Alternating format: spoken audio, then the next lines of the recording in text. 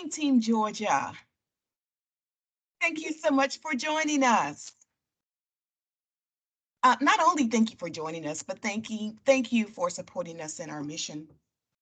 We've planned this town hall with you in mind, so I do want to get started. So, talk about preparation. Let me share some things with you.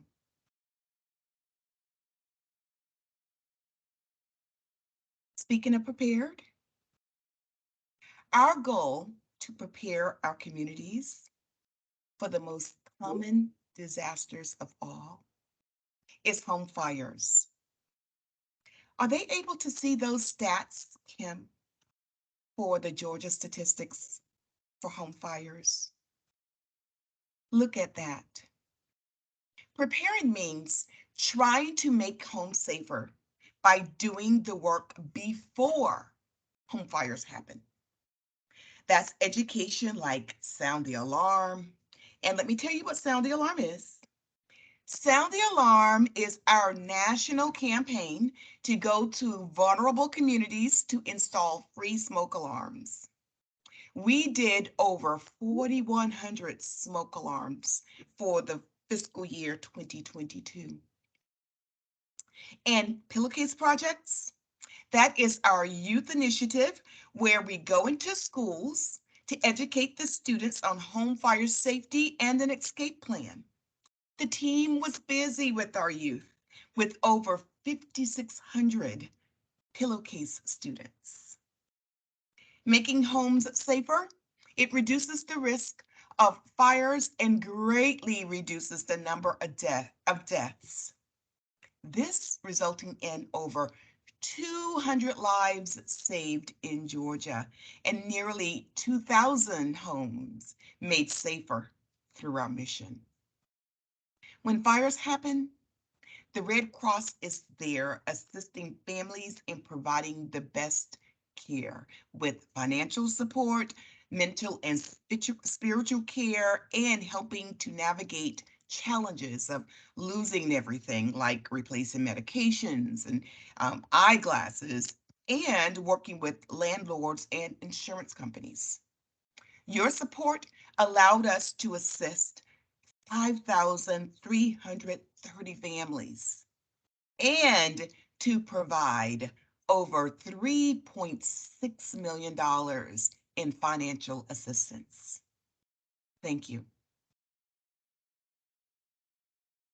I love this next story. You're going to hear me say that a lot because there are some great stories that we'll be sharing today. But when Mandy Grignon, a volunteer engagement manager, was at a Red Cross Sound the Alarm in Albany, Georgia. And remember, Sound the Alarm is one of our national campaigns, and it is a team effort. It has installers, the people that are truly physically installing the the smoke alarm. And then we have educators talking with the families about their escape plan. And then we have documenters. We want to make sure that we track the smoke detectors that we install just in case something happens. We can trace it back. Again, we go into the vulnerable communities and we're installing these free smoke alarms. Mandy had no idea what a difference she and her team were going to make. Less than 1 hour after they installed the 3 free smoke alarms in a home with a young mother, 2 young daughters, and their grandmother, she learned that her hard work helped save them from an electrical fire related to an HVAC unit. Mandy, working alongside a local fire department, a first responder, they installed the free smoke alarms and they worked with the family to have a home fire safety plan. And they left. They got the notice.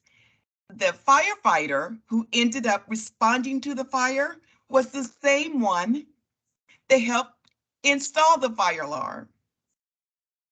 So to be part of an amazing organization that does this incredible work is humbling," said Mandy, calling the work itself rewarding. Thanks to Mandy and her fellow volunteers, a mother, two children, and a grandmother was safely saved from that fire. Compassionate, sound the alarm volunteers like Mandy and many others are the driving force behind hundreds of similar stories. Along with our generous donors like Veritiv and Delta Airlines and many others, you really do make this life-saving work possible. In Georgia, we have over 200 documented lives saved, with 75 of those being youth. Again, all of this is because of the Home Fire campaign. Sadly, though, we are one of the states with the largest amounts of fires each year.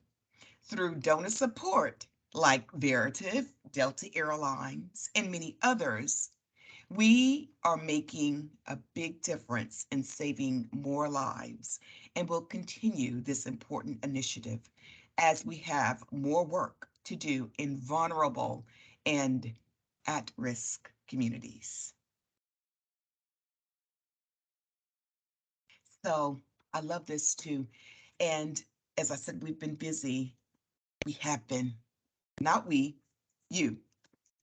Our services to armed forces is one of the founding traditions of the American Red Cross. And Clara Barton began her work helping soldiers on the battlefield during the Civil War. And that tradition continues through our mission today.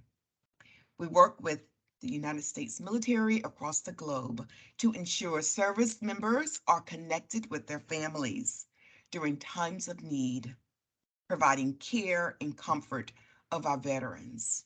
See the work for fiscal 2022. Over 9,000 SAF cases worked, 22,000 cases of services, nearly 8,000 family follow-up services, and just many more. So look at those stats. Last week and this past weekend was very special for the nation as we honored our veterans. The Georgia team was just as busy.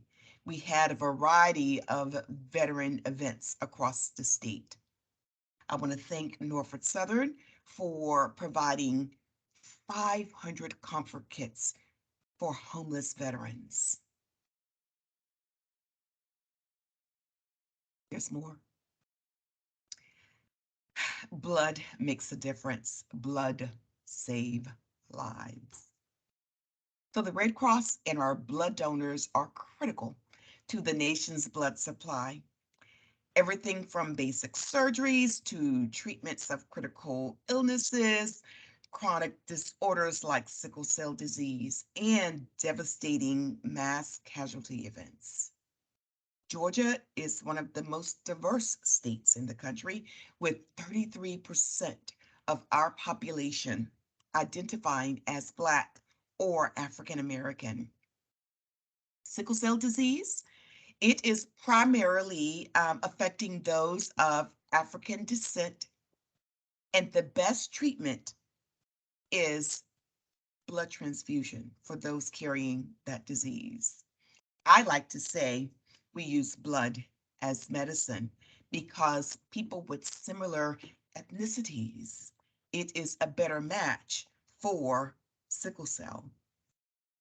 Georgia is leading the fight against sickle cell by raising awareness and raising the number of diverse blood donors. Georgia has also been a leader in the partnership with the FDA for the ADVANCE study.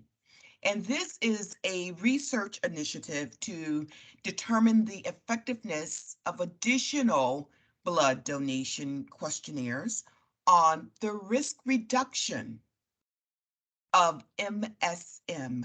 And MSM is men who have sex with men. This study could potentially change deferral restrictions within the gay and bisexual communities, allowing more inclusion in blood donations. Participants are currently being monitored, and the results will be analyzed to determine the questionnaire based on safety outcomes, with over hundreds of men participating in this study nationwide and within the Atlanta community. I think it was 1,600 nationwide and several hundreds within the Atlanta community. Okay, I know I said it before that I love the previous stories. I love this one too. It's often said that donating blood benefits others, but in this case of the James family, a single encounter at a donation center changed their lives. Last December, Carlene and her son, Eugene II, took part in a blood donation event hosted by the Atlanta chapter of the Jack and Jill of America organization. The event's goal was simple: encourage these families and their children to participate in the blood donation process, hoping that with a positive experience, this one-time event would turn into a habit of routine donations. However, when Carlene and her son finished donating blood, it was the post-donation report that showed her something she was not expecting. She was a carrier of sickle cell. She had a sickle cell trait. Her son Eugene II, his sickle cell trait showed up as a baby. But as Carlene will tell you, the discovery caught her off by surprise. She said, "I knew Eugene carried the trait at birth, but never had any idea I was a carrier until I got the report after my blood donation." A discovery that leads Carlene and her son down a path of discovery, education, and awareness. Giving blood with a trait, a sickle cell trait, is very much needed in our community.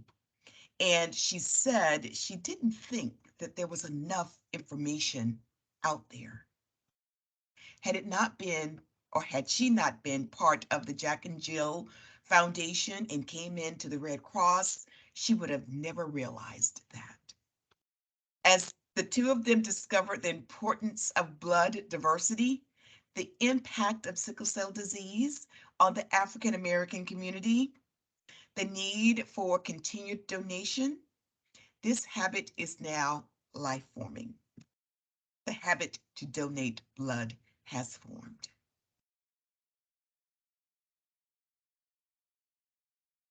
So I know you guys have been looking at the news and getting the updates from the Red Cross teams, but Hurricane Ian has been one of those disasters that we consider the largest, most devastating disasters of the Red Cross that we've responded to.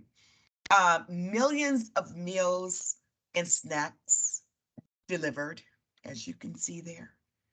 Over 38,000 overnight shelter stays. Households provided with relief supplies, and 2,900 disaster workers reported to this effort. And some of those reporting to the effort came from Georgia. And let me see, Kim, do we have a video that we want to share? So stand by as we queue up the video.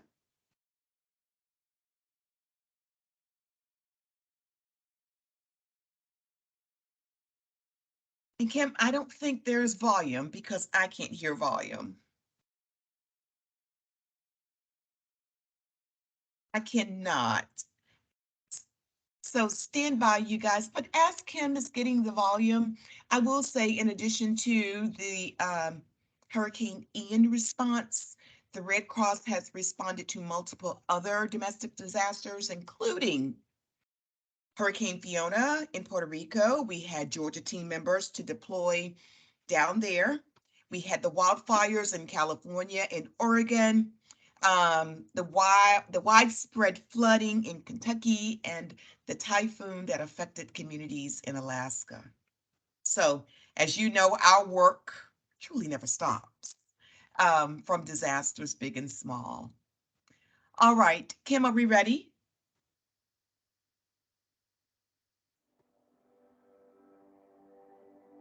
So during the hurricane, there was a couple times it got really, really bad to where our trees were going like from this to this, and the kids were really scared. You know, we were concerned and worried about what was going to happen after, the aftermath of all of it. When we took the shutters off and we opened the door for the first time, what's it all going to look like?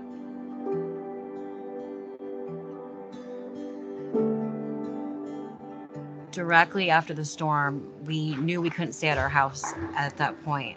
So my husband recommended that we go to the Estero Recreation Center, which he had an experience before with Hurricane Irma, that the Red Cross was there.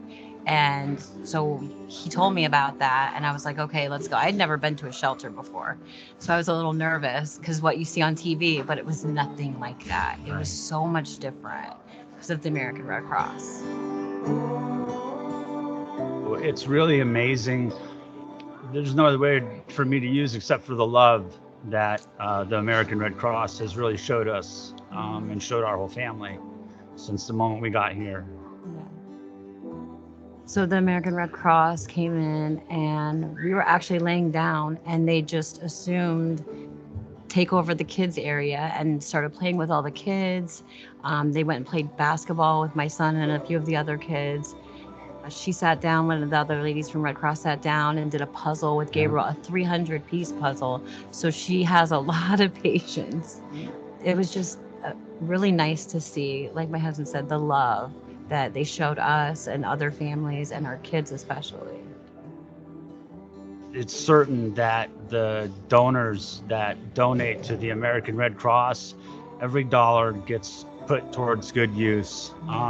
There's babies here that have diapers and their formula, all the way to adults that have hygiene products, clothes. Every basic need has been met for me and my family and for everyone in the shelter. And that's only because of the people that donate.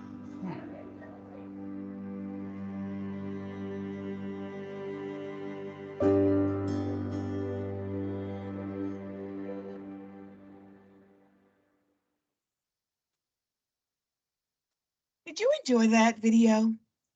So before Kim goes to the next slide, I just want to call out a couple of things in that video. And I love these testimonies, but it is because of you that we can provide comfort, as this family just experienced. But did you hear them say the love a couple of times? And did you hear them talk about the donor dollar a few times that is put towards good use to make sure that they just have their basic needs? I do want to call that out because we could not provide that kind of care without you. So thank you so much for that. I just want to call that out because it's so moving. All right, Kim, we're ready for the next slide. Oh my, this is a fact. We cannot deliver the mission without the help of our volunteers. I mean, if you just see the work that has been done, we have here in Georgia over 3,000 volunteers. I was about to say close to 3,500, but whatever way you want to go, we have a lot of volunteers. And look at those hours worked for the fiscal year. 230,000 volunteer hours worked. We were busy. 30,000 plus hours of service preparing for and responding to local disasters. Remember those home fires that I talked about at the beginning of this town hall? Some of that is part of those 30,000 hours to preparing and responding to the local disasters. So again, thank you to all of our volunteers. We could not do this work without you. And to our donors, you heard a testimony from this family that was impacted with Hurricane Ian. We have several of those. I just want to say thank you so much for donating. Thank you for the partnership. Just thank you, because we could not do this work without you. I think the QR code you can certainly share with others in your network. If you want to ask others to give, that QR code will allow that, or go to redcross.org/donate. But again, all that you're doing is making a difference in our communities and beyond. So that concludes the slides that we had to share. But if you want to ask any questions or make any comments, please put that in the chat.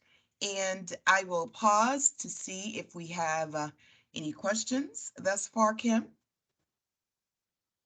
Dee, we don't have any questions in the chat just yet, but I think we had a few questions that came in with our registration. So while we're waiting for some questions in the chat, should we address those 3 questions that came in with our registration? And then if you could please put your question in the chat. You can also raise your hand. If you go to the top of your screen where it says reactions, you can raise your hand there, and then I will unmute your mic and your camera so you can come on and ask a question. But do we want to start with those offline questions, Dee, first? Oh, okay. I see here our first question.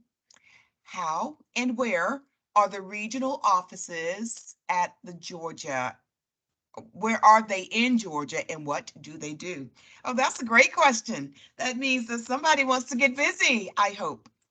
So the American Red Cross is managed locally, and we are a region. So Georgia is a regional office, and then we have local chapters.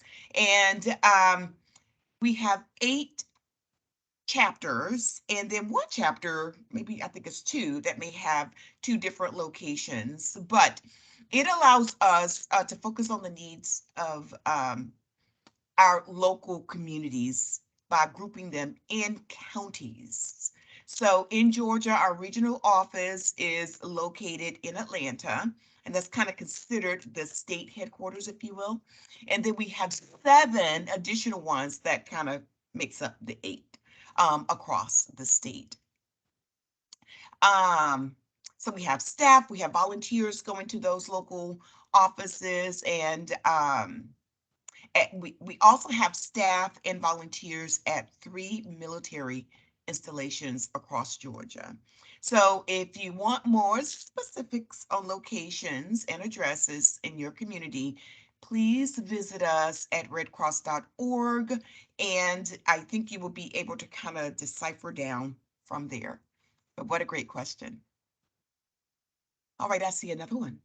So how does it, why does it take so long to complete onboarding in any of the departments, even while most of it is training, when most of the training is completed?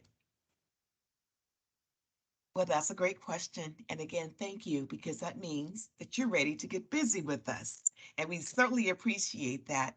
But we do strive to have a quick turnaround. And if you did anything here recently during the Hurricane Ian response, I think we had over, my math might be wrong, but I know it was over or nearly 2,000 inquiries just in the state of Georgia over a period of time when Hurricane Ian was brewing, after it kind of landed, and beyond. So we are kind of working through that to have a quicker response, but we do strive to have a quick and easy, efficient onboarding experience for the Red Cross volunteers. And I do apologize for the delay if you've experienced one. Please don't hesitate, though, to kind of reach back out to us. And if you're ready to get busy, you've done all of your training and it is completed, we will certainly try to make sure that we can get you partnered up with the team so that we can start that volunteer experience. So thank you so much for that. All right, let me see here. Okay, so how does the Red Cross coordinate with FEMA and other federal or state agencies to coordinate a response to a large scale nuclear emergencies? So state governments have detailed radiological response plans, and the Red Cross is certainly has a role with that. And you know, it's focused on what we do best, which is respond to emergencies. But we have, you know, mass care, we have sheltering, we have feeding, mental health, spiritual care, and we contribute to the logistics of where people will be the safest. So the decontamination and working with the state and the county partners as we would any other disaster. So I hope that answered that specifically around the nuclear emergency. Thank you so All much, right, Dee. any others? We did have a question come in from the chat from Todd Brown. He says, what should our corporate partners be thinking about to further support our biomedical blood drives and fundraising goals? Oh, that is a great question.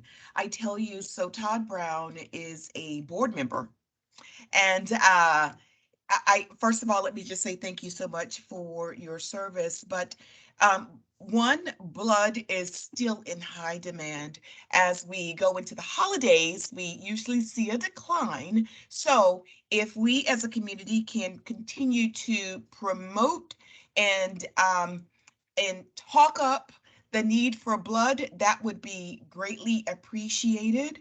As we get disasters, we have to fund them. And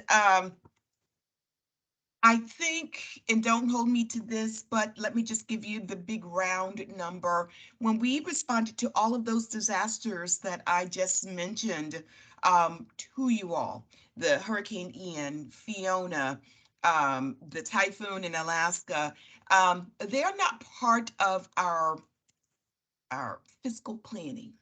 So when disasters happen unplanned, and depending on the scale of it, we have to raise additional funds.